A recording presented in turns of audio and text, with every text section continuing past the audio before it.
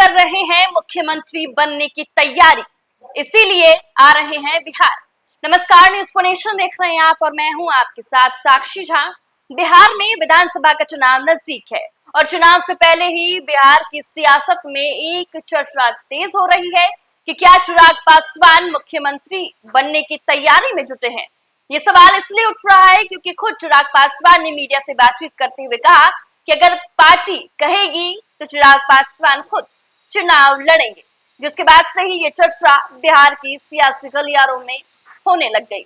लेकिन क्या है इनसाइड स्टोरी? कई चिराग पासवान किसी और प्लान में तो नहीं है?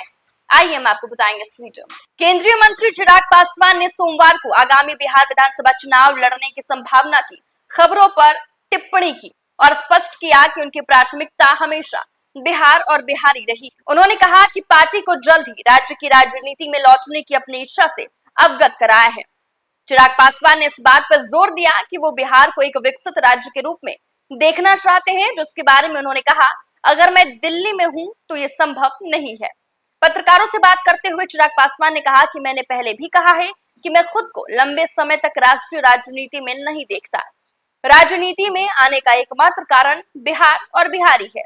मेरा हमेशा से विजन रहा है बिहार पहले, बिहारी पहले, और मैं हमेशा चाहता हूं कि बिहार समृद्ध हो और दूसरे विकसित राज्यों के बराबर हो।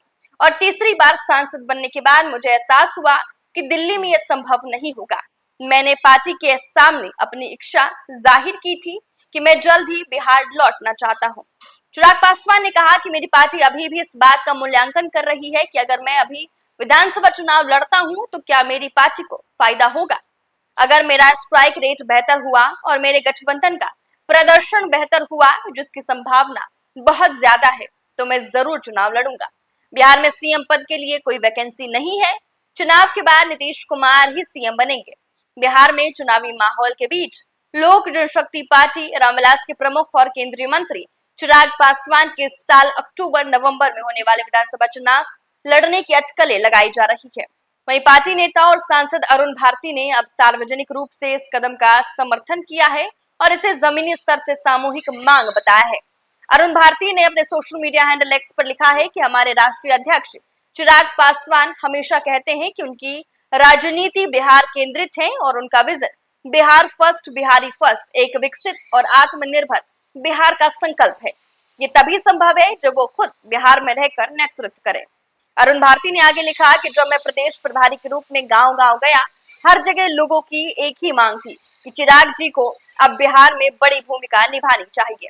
हाल ही में पार्टी कार्यकारिणी की बैठक में भी सर्वसम्मति से प्रस्ताव पास हुआ कि वो आगामी विधानसभा चुनाव में खुद चुनाव लड़े।